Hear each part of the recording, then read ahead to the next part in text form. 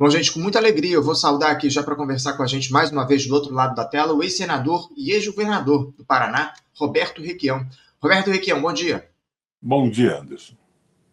Requião, eu quero agradecer demais a tua presença aqui com a gente no Faixa Livre mais uma vez. Sei que faz um esforço enorme para estar aqui com a gente, enfim, a gente sabe da situação que você está passando nesse momento, mas, acima de tudo, eu quero saudar a tua presença aqui diante dessa situação que o país atravessa nesse momento, viu, Requião? A gente tem um quadro muito difícil no país com o governo do presidente Lula emparedado, entre aspas, aí, pelas escolhas que ele mesmo fez ao longo dos últimos tempos, especialmente essas escolhas relacionadas à grande aliança. A gente tem um Congresso Nacional de oposição e um governo que resolveu dialogar, ou, acima de tudo, buscar apoio nesse Congresso para tentar aprovar as suas pautas, enquanto o povo, que seria um ator fundamental nessa disputa pela governabilidade, segue fora do jogo. A gente vai falar daqui a pouquinho, inclusive, Requião, a respeito de mais algumas derrotas que o governo sofreu no dia de ontem lá no Congresso, mas antes eu queria que você falasse, te deixar à vontade para analisar o momento que o país atravessa, o governo Lula encalhado ali no que diz respeito à popularidade, está ali num nível muito baixo de aprovação popular, a partir, obviamente, das escolhas que ele faz, enfim. Como é que você vê esse momento do governo do presidente Lula com quase 2 anos e meio de mandato, Requião? Anderson, eu vejo com muita tristeza o que está acontecendo no Brasil. Você voltou ao jargão do Lula emparedado. Eu não vejo exatamente assim, não. Vamos não fazer acusações, vamos repetir algumas coisas que o Lula tem dito. Ele disse outro dia que o brasileiro não quer mais a CLT, que a CLT não tem mais sentido.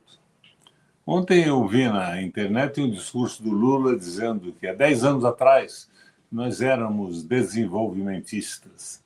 Nós acreditávamos que a saída do Brasil era a industrialização e o aumento da tecnologia. Hoje não é assim, nós somos um país agrícola.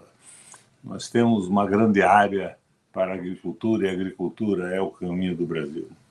Daí ele vai para a França e diz que quer a liberdade de comércio entre a União Europeia e o Brasil e os países do Mercosul. Anderson, eu fui presidente da seção brasileira do Mercosul. E eu e outros companheiros, como Samuel Pinheiro Guimarães, brigávamos contra a possibilidade desse acordo, porque a diferença tecnológica do Brasil, da União Europeia, da França e da Alemanha é brutal. E esse livre comércio acabaria com a possibilidade de crescimento industrial do Brasil. Nós íamos virar um celeiro da Europa que, aliás, compra terras aqui, em nossa área nacional. Além disso, o Lula disse outro dia, não é uma acusação que eu estou fazendo, Anderson, estou repetindo o que ele tem dito, que ele é discípulo, fã da Margaret Thatcher e do Reagan, que ele acredita que o liberalismo econômico é a saída para o mundo. Então, se me perdoa, é uma série de erros de avaliação e de comportamento do presidente da República. E coisas que o governo poderia fazer, independente do Congresso querer ou não, ele não faz. Não está bem a posição do presidente da República. E eu vejo essa insistência, é o Congresso que não deixa, é o Lula que não deixa. Não há uma proposta nacional, não há uma proposta nacional de desenvolvimento. O Brasil está sem proposta. E o Congresso sem proposta faz com que cada parlamentar se preocupe, basicamente, com a sua reeleição. Daí vem aquela história da emenda impositiva e tudo isso. Por repetir aqui, eu era senador. Colocaram em pauta a emenda impositiva. Por que a emenda impositiva, Anderson? Porque o governo federal só liberava emenda para os seus apaniguados. Não era nem do PT, eram pessoas ligadas à estrutura do governo. Então, os parlamentares disseram que a emenda tem que ser impositiva, senão nós estaremos escravizados na mão do governo para sempre. E depois disso veio o Bolsonaro comprando o governo com as emendas impositivas de valores rigorosamente absurdos. Mas isso tudo tem uma origem. A origem é esta, não é outra. Então, eu vejo que o Lula está fazendo o que ele quer. Eu achei maravilhosa a viagem dele à França. Foi lá dizer que quer dar o Brasil de presente para a União Europeia. Depois tirou uma fotografia linda, ele com o Macron e a Macroa e a Janja, à meia-noite na frente da Tour Eiffel. Bonita fotografia para um álbum de lua de mel. Não é exatamente o que eu esperava da atitude de um presidente brasileiro na França. Inclusive, Requiem, eu vou aproveitar que daqui a pouquinho a gente vai mostrar uma outra fotografia que o Lula fez no dia de ontem. Para quem não sabe, Lula está lá no Canadá, participando do encontro do G7. Na verdade, deve estar voltando, né? Porque ontem a gente teve o encerramento desse encontro. Lula fez uma foto que me pareceu muito simbólica. Daqui a pouquinho eu vou trazê-la aqui para a gente analisar, para além dessa que você citou aí, do Lula com o Macron lá na França. Aliás, o Macron parece que é o grande parceiro do Lula nesse momento. Daqui a pouquinho a gente vai falar um pouco sobre política internacional. Agora, o Riquinho, eu queria que você... Eu queria um pouco mais, para terminar o que eu estava expondo. Sim, à vontade. Usa a reconhecer a Venezuela depois do processo eleitoral, mas não faz a mesma coisa com o Equador. Então, a impressão que eu tenho é que o que faltava à Venezuela para ser aceita era abrir mão do seu petróleo. E a Venezuela insiste que o petróleo é venezuelano. É nacional. Daqui a pouquinho, inclusive, a gente vai também entrar na questão do petróleo, porque ontem tivemos mais um leilão da ANP aqui no Rio de Janeiro. A gente vai explorar um pouco isso também. Você que é um defensor da soberania nacional e deve estar muito preocupado com o que acontece com a Petrobras. Essa seria a última atitude do presidente. Essa história de petróleo brasileiro nas margens do Amazonas é conversa mole. O que eles querem é vender o petróleo, desnacionalizar, vender para multinacionais. E quem quer isso é o Lula. Quem fez a proposta da lei autorizando a venda do petróleo futuro, de todo o petróleo previsível no Brasil, não foi um porra louca de um deputado ou um desvairado senador. Foi o governo federal. É isso. A gente vai daqui a conversar com você depois. O Hildo é um mestre disso tudo.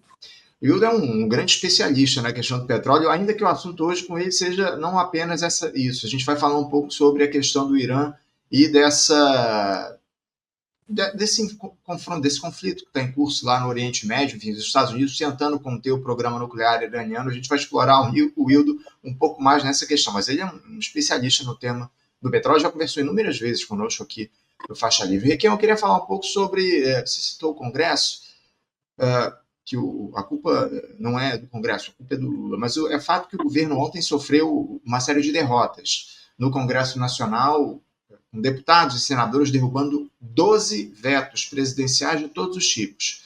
Um desses vetos, que deve ter um impacto de 197 bilhões de reais e encarecer a conta de energia elétrica aqui no nosso país em 3,5%. O veto relacionado ao setor energético foi derrubado pelo Congresso, deve trazer problemas para o Lula. Um outro, o Requião, que garante pensão vitalícia a crianças vítimas do Zika vírus que tem microcefalia. O governo havia vetado essa iniciativa e o Congresso derrubou, mantendo a pensão vitalícia para essas crianças com microcefalia. O fato, Requião, é que o governo vem dando mostras consecutivas de que tem uma base absolutamente volátil na Câmara e no Senado, mesmo entregando cargos e emendas aos parlamentares. Aliás, deve haver mais uma liberação de emenda, aí o governo está negociando pelo menos mais 2 bilhões de reais em liberação de emendas ao longo dos próximos dias. Esse seria, inclusive, um dos motivos pelos quais o Congresso está arredio, digamos assim, ao governo nesse momento. O principal articulador político desse governo, Requião, é nada mais nada menos que Davi Alcolumbre, presidente do Senado filiado à União Brasil. Lula vive elogiando o Hugo Mota, presidente da Câmara, que dá seguidas amostras de que não tem qualquer tipo de compromisso com a classe trabalhadora, com o país, enfim. Aliás, por incrível que possa parecer, o Congresso algumas vezes adota posições à esquerda do governo, nesse fiscalismo insano que é defendido pelo Fernando Haddad. Eu queria uma análise tua, Requião, a respeito dessas derrotas que o governo vem sofrendo no Congresso à luz do projeto que está em curso no país. Como é que você avalia essa relação entre governo e Congresso nesse momento? Eu acho que é perfeita. O governo é um governo liberal e o Congresso, sem um projeto nacional, está agindo conforme as intenções do governo. Você veja, a Petrobras, o petróleo é nosso, temos que explorar as margens da Amazonas. Daí o governo vem e inicia um leilão futuro do petróleo encontrável. É um absurdo total. Eu levantei da outra vez aqui com você a questão dos royalties, que são considerados custo de produção, contra uma emenda constitucional do Pedro Simão na lei do pré-sal. Não houve nenhuma atenção, não vi nenhum membro do governo falar sobre isso. Eu mandei para o Lula, mandei para a Gleisi, mandei para o Lindbergh, eles estão de boca quiusa, boca fechada a respeito disso. E a imprensa, o espaço que nós temos para conversar é esse aqui, Anderson, não tem outro. Não tem, não tem. Infelizmente, Requião, o espaço que há para diálogo na grande imprensa não existe. Só esses nossos canais alternativos que oferecem um diálogo e um debate mais amplo a respeito do que acontece no país. Eu tenho tentado, você citou o nome do deputado Lindbergh Faria, seu amigo de longa data, eu tenho tentado conversar com o Lindbergh aqui no programa há anos e ele nega sempre fazer o papo aqui comigo no nosso programa. Você tem conseguido interlocução com ele, Requião? Nenhuma. Nunca mais ouvi falar nesses velhos companheiros. É uma pena. Eu me lembro, inclusive, Requião, uma situação, uma ocasião que eu tinha um blog na Carta Capital, um blog há muitos anos, há quase 10 anos, eu tinha um blog de sátira política na Carta, e eu fiz uma entrevista com o Lindbergh, na época ele ainda era senador da República, lá no gabinete dele, no centro do Rio de Janeiro. Eu lembro que uma longa entrevista que a gente fez ali naquele momento pós-impeachment, enfim, eu lembro que em um determinado momento da entrevista você ligou para ele, vocês ficaram batendo papo um tempão e eu ali aguardando para continuar a entrevista com o Lindbergh. Enfim, a tua relação com ele é de longa data e me surpreende o fato de ele, nesse momento, não dialogar nem com você e nem com os canais que fazem a disputa, que fazem o diálogo amplo a respeito do que está em curso, um diálogo sincero e honesto sobre o que acontece no país nesse momento. Eu estou sentindo falta dessa dita ala esquerda do governo, que até tempos atrás ainda era um pouco mais combativa e nesse momento parece que atendeu completamente aos mandos e desmandos desse governo que, infelizmente, como você trouxe aqui para a gente, deixou claro, é um governo neoliberal, pelo menos na minha avaliação. Agora, o presidente Lula, me surpreende uma postura do Lula que eu queria que você analisasse também. O Lula anda dizendo que o governo deveria cortar os benefícios fiscais a determinados setores no nosso país. Já esses benefícios já ultrapassam aí os 800 bilhões de reais. Ao invés de se restringir o investimento público, o Lula cobra a redução desses subsídios. Eu queria que você falasse um pouco sobre isso. Por que é que o Lula, o Requião, ele não toma uma iniciativa mais efetiva ao invés de só falar, ao invés de só fazer, praticar, ao invés de colocar isso no discurso, por que é que ele não pratica? Por que é que ele não corta esses subsídios, esses benefícios fiscais que são oferecidos hoje ao grande capital e que são um problema importante para o país? O Lula tem um discurso bonito, mas a prática dele nada a ver com o discurso. O discurso está certo, mas ele não faz nada a respeito disso. Rigorosamente nada. Agora, quando você vê a Gleisi e o Lindbergh defendendo a alta da Selic, dizendo que agora o Galípolo está certo, não é possível, né, Anderson? Realmente não é possível. Acabou essa visão desenvolvimentista, progressista no Brasil. Entraram dentro desse pacote liberal do Lula. Não querem mais CLT, são todos discípulos da Margaret Thatcher e do Reagan. É o fim do mundo. Não tem sentido algum. E esse último leilão desmoralizou completamente essa história de petróleo na Amazônia. Não é petróleo para o Brasil, é petróleo para pagar essa dívida pública, esse absurdo todo que a gente está vendo aí. Vamos ver se tem uma solução. Não sei se tem. Agora você pergunta, isso derruba o prestígio? Tudo? Claro que derruba. Eu sou um barômetro disso tudo. Você imagina a minha decepção com esse governo que eu apoiei de cabeça, joguei a minha carreira política, o PT desmoralizado no Paraná, eu entrei para tentar melhorar a posição do Lula e do PT, e consegui, fizemos mais deputados estaduais, federais. De repente eu vejo esse absurdo na prática do governo, e a conversa mole do discurso, um discursozinho aqui, mas no meio, entremeando esse discurso, tem a história. O brasileiro não quer mais CLT, eu sou discípulo da Thatcher e do Reagan, eu acho que nós somos um país agrícola, não temos que nos incomodar mais com a indústria e com a produção industrial e a tecnologia. É o fim da picada, é triste. Olha, Anderson, me desculpa um pouco esse meu desânimo hoje. É meio por conta de uma herpes zoster que está me causando uma dor incrível no peito e nas costas. Mas termine com você. Rapaz, tá. A gente até estava conversando ainda há pouco a respeito disso, sobre essa situação que você vem passando. A gente já está tentando esse diálogo contigo há algum tempo, mas essa questão da herpes está te trazendo muitas dores. Eu até mais uma vez agradeço aqui, o Requião, você está com a gente, esse esforço para bater um papo conosco no Faixa Livre. Esse desânimo, obviamente, está relacionado ao problema que você vem sofrendo, mas acima de tudo, a situação que o país atravessa nesse momento.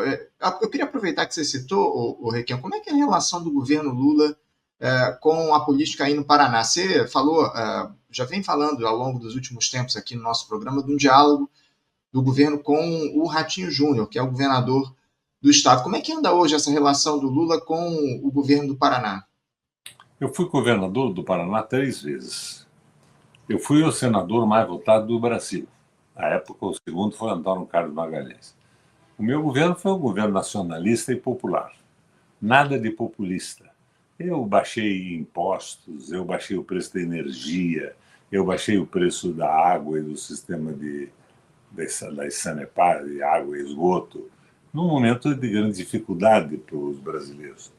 Eu, dessa forma, fui responsável por um crescimento do Paraná num momento em que o Brasil inteiro regredia naquela onda neoliberal. Mas o governo Lula fez uma aliança com o PSD, com o Rato. E, segundo me informaram alguns empresários que participaram da reunião em São Paulo, um dos condicionantes dessa aliança era o seguinte: o Requião tem que ficar de lado. Deixa o Requião fora disso, senão não tem aliança. Mas não é o Requião, não é a pessoa do Requião. Na verdade, são as ideias desenvolvimentistas, nacionalistas, progressistas.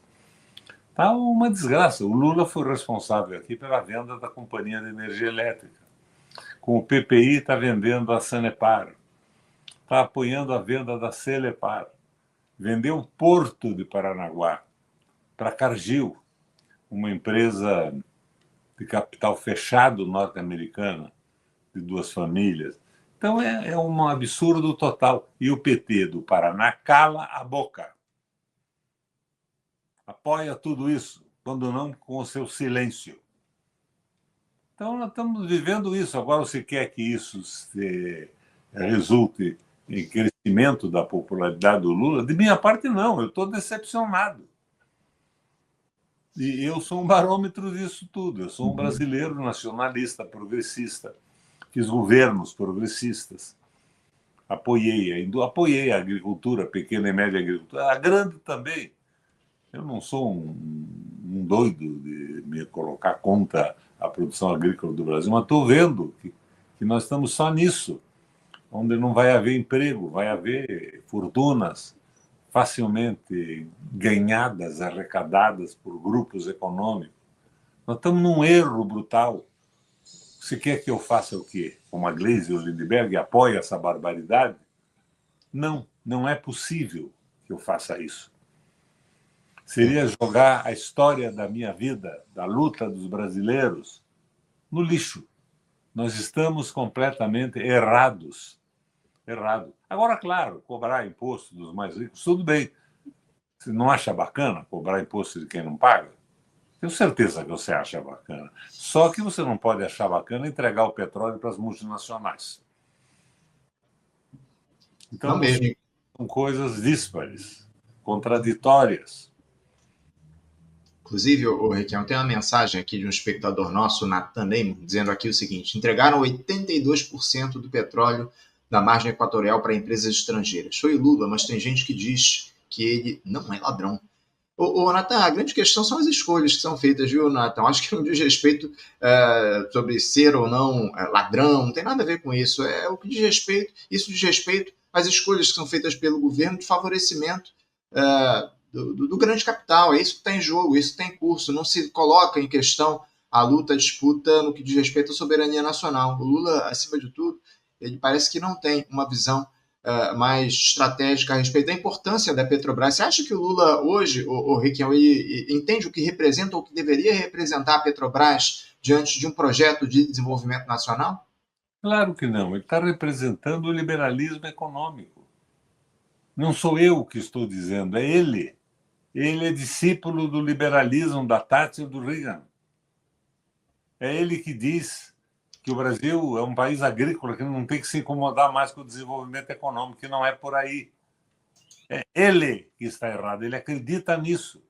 E nós não podemos concordar com essas teses que liquidam definitivamente o nosso país.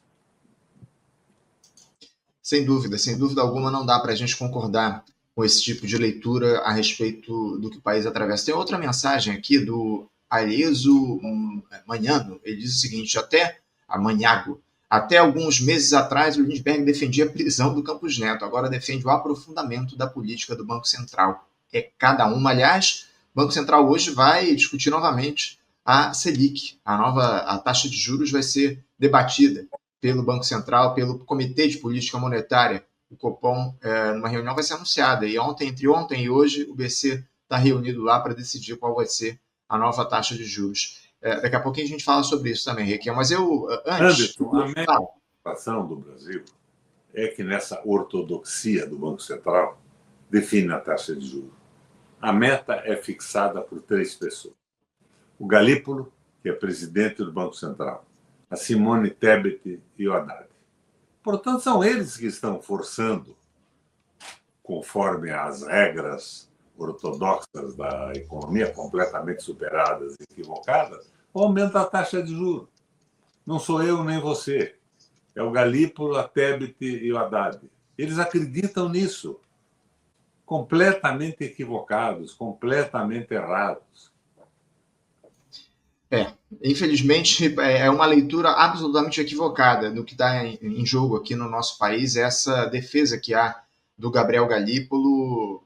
Só lembrando aqui os nossos espectadores, você citou que são 3 pessoas que decidem a taxa de juros, a política de juros aqui no nosso país, a política do Banco Central, a política econômica, monetária, aliás, o Conselho Monetário Nacional, o CMN, Fernando, que é formado pelo ministro da Fazenda, pela ministra do Planejamento e pelo presidente do Banco Central. Mas, para além disso, Requião, hoje, o Banco Central, dos 9 diretores do BC, 7 foram indicados pelo presidente Lula, além, obviamente, do presidente do Banco, Gabriel Galípolo. Ou seja, não há menor motivo para que o BC siga nessa trajetória de alta dos juros. A gente vai fazer uma pequena pausa a respeito do diálogo sobre o governo Lula propriamente. Eu queria falar da extrema-direita também, viu, Requião? Porque esses reveses que o bolsonarismo vem tendo ao longo dos últimos tempos, ontem, por exemplo, houve lá o indiciamento do Jair Bolsonaro, do Carlos Bolsonaro, também do Alexandre Ramagem, ex-diretor da Agência Brasileira de Inteligência, e do atual diretor-geral da ABIN, o Luiz Fernando Correia. Naquele caso foi conhecido como ABIN Paralela.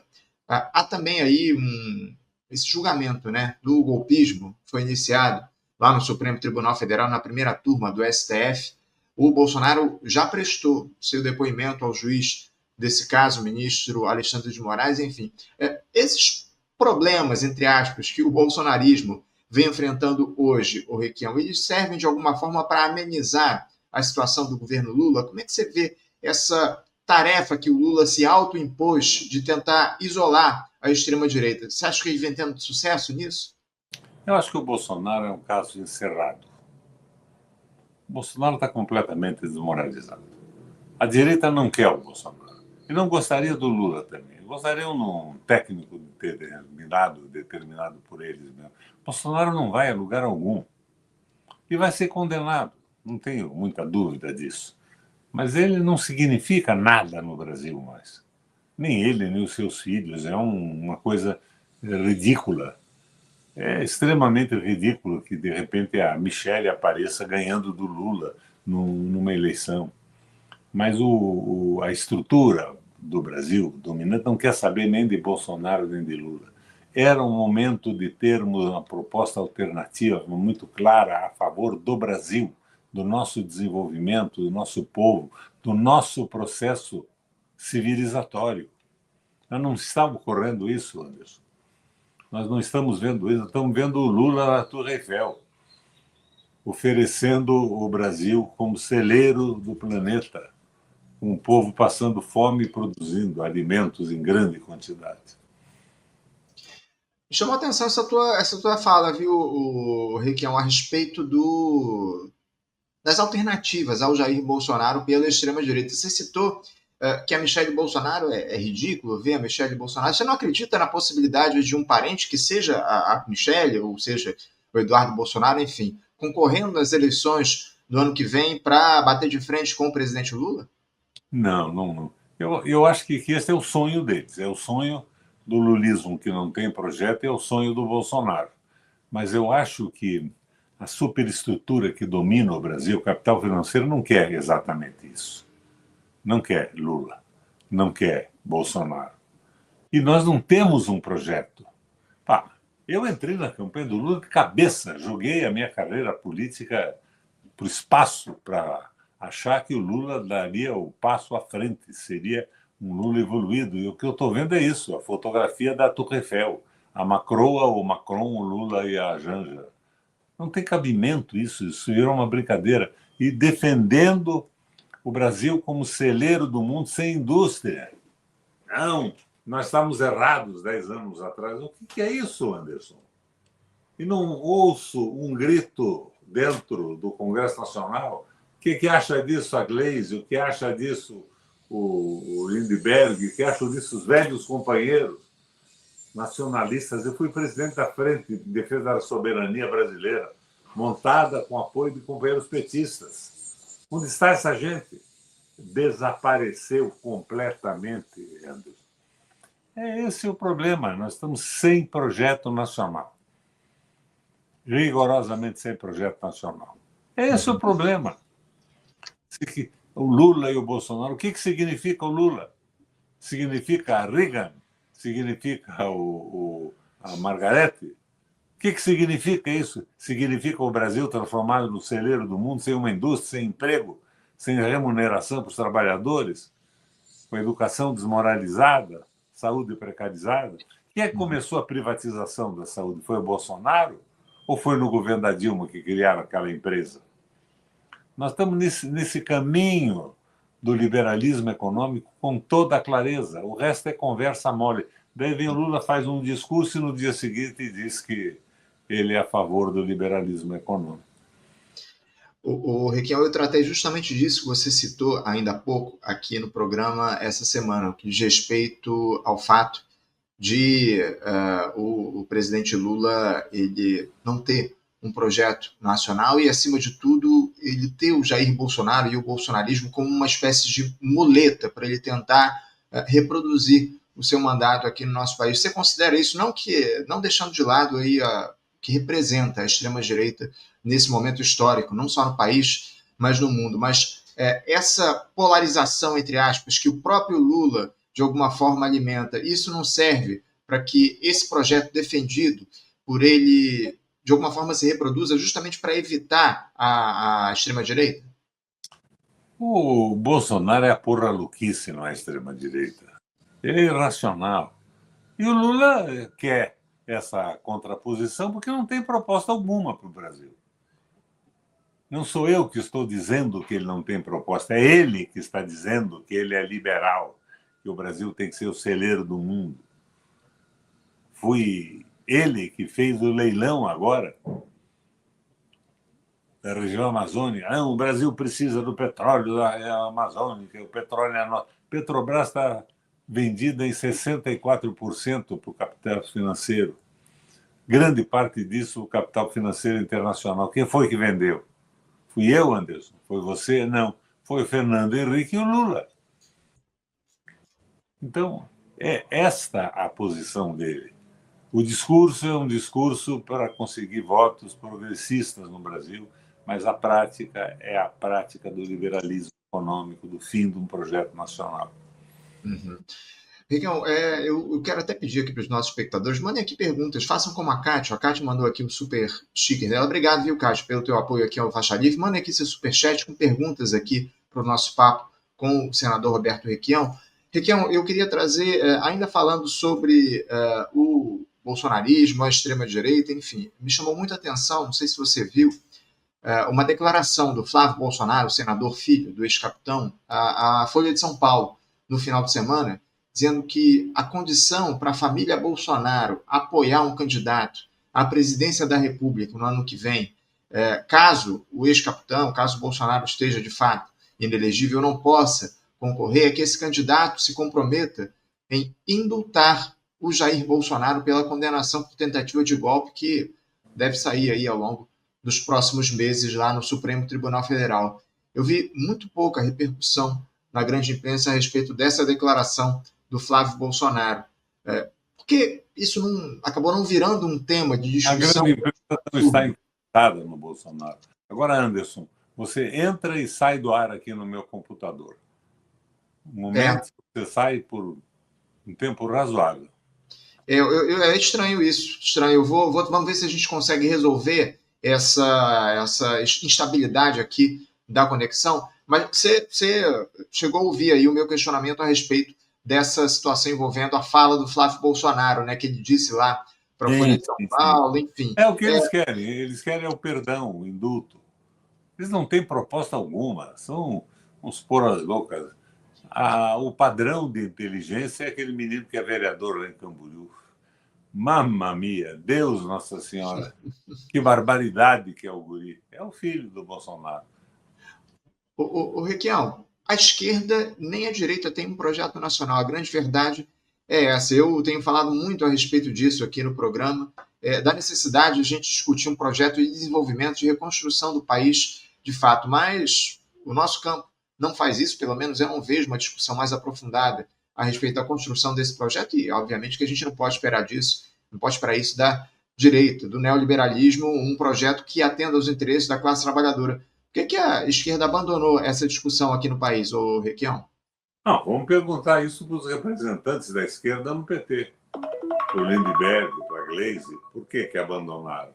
Por que são a favor agora dos objetivos do liberalismo econômico, da alta de juros e tudo isso? É uma tentativa desesperada de ficar no poder, de ter o apoio do capital financeiro. Nós precisamos ter uma proposta nacional. Precisamos ter uma proposta nacional.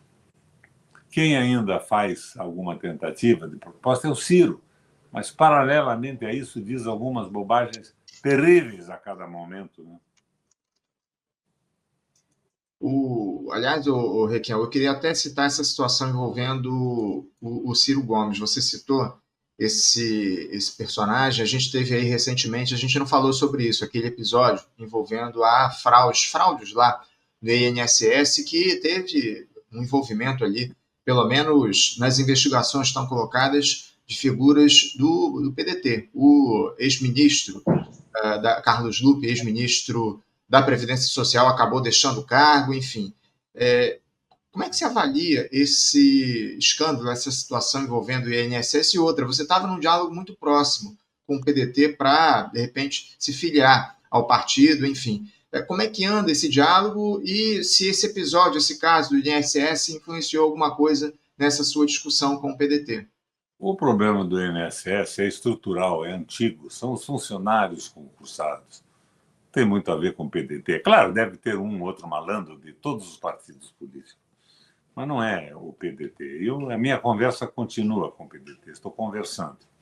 Mas o PDT do Paraná tem uma estruturação que está levando o partido a uma miséria eleitoral e tudo mais, mas estão apegados a isso, não é uma coisa muito fácil. Mas continuamos, sem sombra de dúvidas, estamos conversando sobre isso. Uhum, entendo, entendo.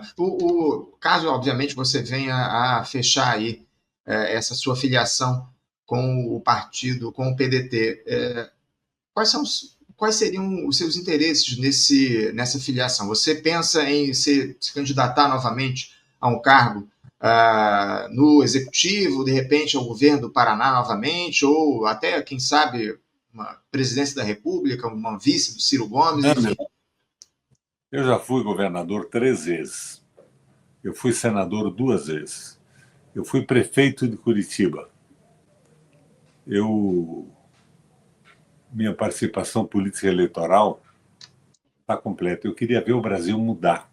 Eu quero um programa para o Brasil, não é um programa para mim. Eu tenho 84 anos de idade, com lucidez absoluta. Estou vendo com transparência o que está acontecendo no Brasil, a desgraça das propostas, a participação terrível do PT hoje a favor do liberalismo econômico, a covardia de antigos líderes que, em nome de carguinhos, provavelmente, abandonaram todas as posições de suas vidas. Eu quero uma proposta nacional. Isso que é fundamental para mim. Não estou tentando resolver o problema da minha vida aos 84 anos. Agora, a coisa é complicada. Você sabe, quando eu era governador, houve um desvio de comportamento e de verba no Paraná. Foi o primeiro governo. 3 funcionários passaram a forjar viagens extraordinárias e ganhar salários de viagens que não fizeram. 2 deles estavam fazendo um curso de Direito em São Paulo. Aproveitavam isso para ir para São Paulo, financiar a viagem, hotel e tudo mais. E o outro transformava isso em passagens para os Estados Unidos e ia para os Estados Unidos. Tem mais de 30 anos isso. Esta semana me disseram que eu fui condenado. O responsável era o governador. Então, que eu estou condenado a pagar 10 salários de governador e a responsabilidade é minha. Não tem pé nem cabeça isso. Então, você passa a assumir uma posição bacana, vem a resposta, inclusive via judiciário. É uma coisa horrível. Mas não vamos frouxar por isso, né? Mas é um absurdo rigoroso, rigoroso. Tanto que, na primeira instância, quando fizeram a denúncia, o juiz arquivou, não tinha sentido nenhum. Daí conseguiram condenações nos tribunais superiores. É o fim do mundo. É claro que isso acaba com a minha precária situação econômica na vida, mas é assim que funciona o Brasil. Que absurdo, que absurdo. Esse caso já está julgado? Já foi encerrado, ou Requião? Ou você ainda Eu nem sabia desse caso, eu pensei que tinha terminado na primeira instância. Mas ontem um advogado me telefonou e disse: olha, tem condenação no tribunal, não sei o quê, 4-0. Não é possível isso, Anderson. É uma vergonha. Inacreditável. Uma vergonha. Os caras fazendo curso de direito em São Paulo, o governador é responsável. O outro indo para os Estados Unidos, mas tudo isso documentado. O Paraná inteiro sabe como é que foi isso há mais de 30 anos atrás. Que coisa. Está falando de novo, está falando na soberania, está falando no Brasil com um projeto nacional, vem aí esse tipo de condenação. É um horror. É um horror. É um horror. Está indo, Anderson. Requião, eu queria aproveitar que a gente está falando sobre o estado do Paraná para falar um pouco sobre a situação do deputado Renato Freitas, deputado estadual pelo PT aí no estado. Parece que ele sofre um processo de perseguição lá na Assembleia Legislativa, enfim, há mudanças ali no regimento interno que justamente podem punir deputados que façam discursos mais firmes, com críticas a outros parlamentares. Eu queria que você falasse um pouco sobre a situação do Renato Freitas aí no Paraná e a própria manutenção da filiação dele no Partido dos Trabalhadores. A gente vai conversar, está tentando esse papo com o Renato aqui no programa para os próximos dias, mas como é que está a situação? Não só, obviamente, eu estou pegando a figura do Renato Freitas porque ele hoje simboliza essa esquerda mais combativa aí no Paraná. Mas, para além do Renato, como é que você vê a situação dos parlamentares de esquerda aí no seu estado? O caminho deles é esse, né? Criminalizar isso tudo. Eu li hoje de manhã um Twitter do Jones, dizendo que era o próprio PT que estava fazendo o acordo para caçar o mandato do Renato. O Renato é um cara firme, guerreiro, e é um provocador. Então, ele está nessa situação. Eu sou um adepto da posição dele. Eu acho que tem que ser provocador mesmo, tem que botar a boca no trombone. Uhum. Mas também não acho que a tribuna do parlamento deva ser o espaço para dizer desaforo, palavrão e tudo mais. Claro. Modus rebus, moderação na coisa, mas firmeza nas acusações.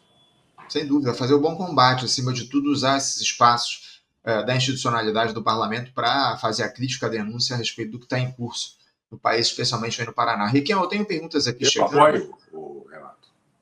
Sim, sem dúvida, não tenho dúvida nenhuma disso. A gente apoia o Renato, a gente está ao lado dele nessa disputa que está colocada aí. Vamos tentar fazer o diálogo com ele ao longo dos próximos dias aqui no programa. Eu tenho uma pergunta aqui do Alan Cláudio para você, ô Requião. É uma pergunta, não é nada fácil, mas ele pergunta aqui o seguinte: bom dia, Requião. Qual seria a saída para o Brasil sair desse sequestro da política pelo capital, de um governo que massacra o seu povo, de uma polarização que só os favorece? Como sair do mais do mesmo? Pergunta do Alan. Projeto nacional, projeto de Brasil com clareza. E somarmos em cima desse projeto. A política está sórdida, está subordinada ao capital. O capital financeiro elege bancadas. Eu vi hoje, no Congresso Nacional, temos fazendeiros e empresários.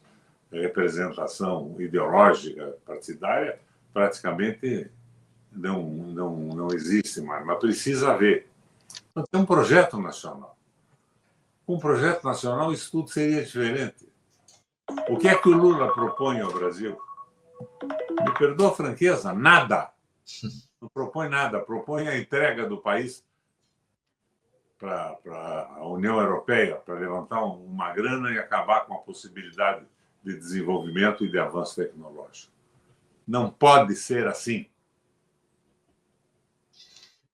Não dá. A gente precisa, acima de tudo, fazer esse diálogo, esse debate sobre um projeto de desenvolvimento nacional, como você muito bem disse, a gente cobra aqui da esquerda. O Riquinho, a gente falou ainda há pouco sobre essa questão das fotos, né? Eu trouxe aqui uma imagem do encerramento do encontro, a foto oficial do encontro do G7, que foi encerrado ontem lá no Canadá.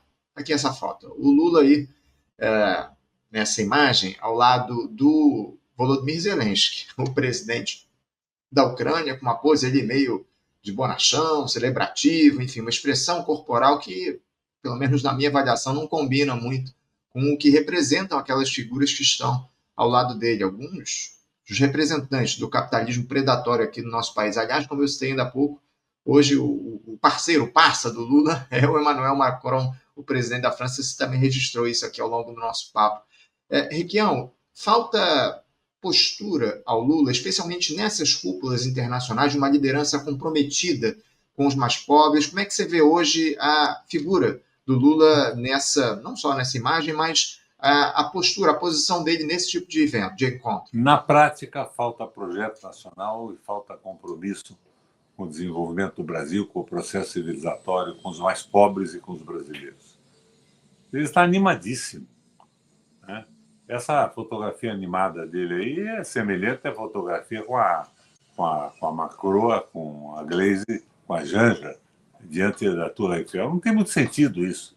Ele está animado, está entusiasmado com o papel que está fazendo. Não é o papel, a meu ver, de um presidente da República. Embora a sua posição a favor do multilateralismo e tudo isso é interessante e merece apoio. A gente vai falar um pouquinho, inclusive, a respeito dessas posições do Lula em relação à pauta internacional. E, especialmente, Requião, eu queria te ouvir sobre o que o Lula tem dito ou tem feito no que diz respeito à relação a essa agressão do Estado de Israel contra o Irã, iniciada na última semana e que vem avançando. Níveis de tensionamento que preocupam demais. O presidente não se colocou nessa disputa ao invés,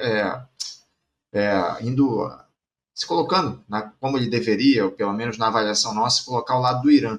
O Irã sofreu agressões aí do Estado sionista, o Nicolás Maduro, presidente da Venezuela, se colocou claramente ao lado do Irã nesse cenário. Na semana passada, o Lula já não havia se posicionado em relação ao sequestro da Flotilha da Liberdade, o navio da Flotilha da Liberdade, que tinha o brasileiro Thiago Ávila entre os tripulantes. Aliás, o Thiago vai conversar com a gente aqui no Faixa Livre na próxima semana. Requião, o que justifica essa postura do presidente Lula em relação ao ataque do Estado de Israel ao Irã e esse silenciamento dele em relação ao episódio envolvendo o brasileiro Thiago Ávila, que foi sequestrado pelo Estado sionista? O Lula tem um horror justificável dos Estados Unidos, que o pôs na cadeia aqui no Brasil, influência da CIA, dos organismos americanos. Mas ele está jogando a favor do liberalismo econômico.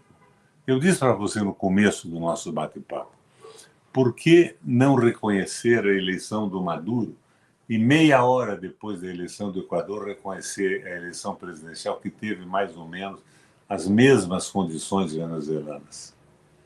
É isso. Então tem o liberalismo econômico na frente disso tudo, é a globalização na mão do capital financeiro, mas múltiplo.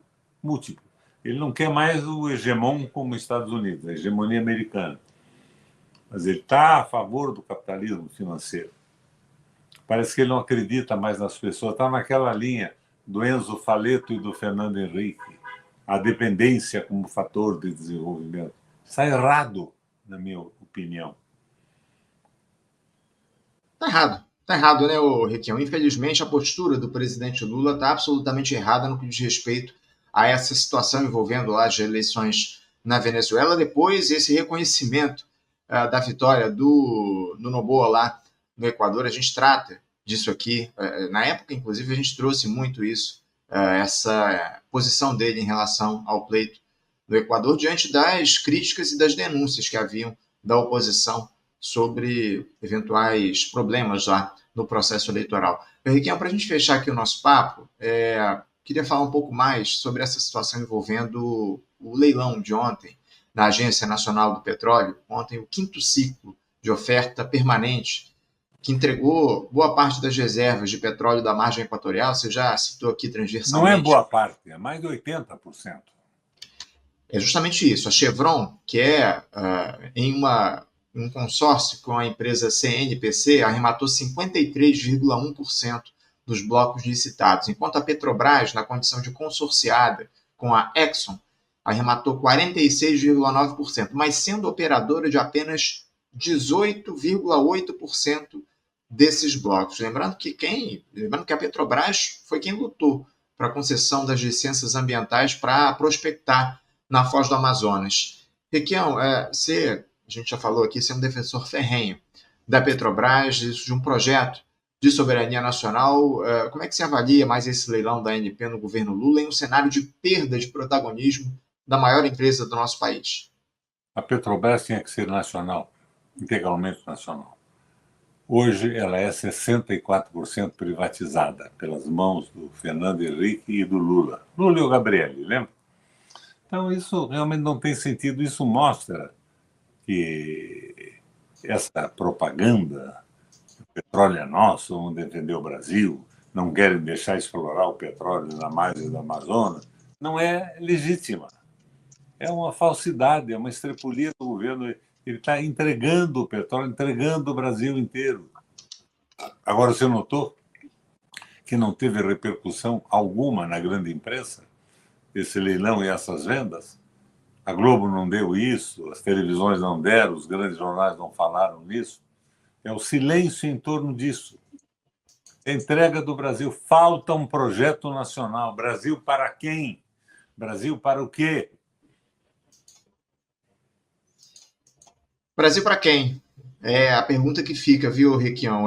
Você observou algo que eu também acompanhei ao longo dessas últimas horas. Não houve qualquer tipo de repercussão mais intensa na grande imprensa sobre esse leilão aí que entregou boa parte das reservas lá da margem equatorial para empresas estrangeiras. A Petrobras, como eu sei aqui, ficou só com 18,8% do controle dessas reservas. Um negócio inacreditável. Anderson insistentemente fala na Petrobras como se fosse uma empresa brasileira. 64% privada. O que você acha disso? Eu acho que isso diz muito, né, Requião, a respeito do que representa a Petrobras para as lideranças políticas aqui do nosso país. O Lula, ao invés de trabalhar justamente pela recuperação da empresa, pela retomada das ações da Mas, Anderson, Petrobras. foi ele que vendeu. Como é que ele Uhum. vai trabalhar pela retomada? Ele e o Fernando Henrique. Que retomada é possível para ele? Não trabalha, né? Nem pela Petrobras, nem pela Eletrobras. A gente tem falado muito sobre o papel da Eletrobras nesse momento que o planeta atravessa de transição energética, a própria Petrobras, obviamente, mas É isso. Então, numa situação sem plano de governo, sem plano global de governo, e eles querem essa brincadeira: Lula ou Bolsonaro? Ou é a fotografia na frente da Torre Eiffel, ou é o Bolsonaro dizendo asneiras no Brasil? Triste a situação. Eu não queria que fosse assim. Eu queria outro Lula, outra postura de presidente. Para isso, eu trabalhei na campanha dele. é isso. Riquelme, eu quero agradecer muito a tua presença aqui mais uma vez com a gente no Faixa Livre. Eu quero novamente registrar aqui teu esforço para estar aqui com a gente. Você está enfrentando um momento difícil, essa questão da herpes zoster te afetando enormemente. Muito obrigado por você reconhecer aqui o nosso trabalho e estar com a gente para fazer esse diálogo no Faixa Livre. Eu desejo melhores para você, que você rapidamente se recupere para que a gente possa voltar a conversar aqui, você numa situação melhor e que a gente espera que o país também esteja no melhor momento. Muito obrigado pela tua presença aqui, pelo respeito ao Faixa Livre e melhoras para ti, viu, Requião? Eu aqui agradeço, André. Agora eu saio daqui, desse estúdio na garagem da minha casa, e vou para a cama, porque a dor que eu estou sentindo é brutal. Se vacinem contra essa tal de herpes zoster. 80% dos brasileiros têm o vírus. Se vacine, porque a situação é terrível. Um abração, meu Deus. Obrigado, Requião. Melhoras. Um grande abraço para você. Até a próxima.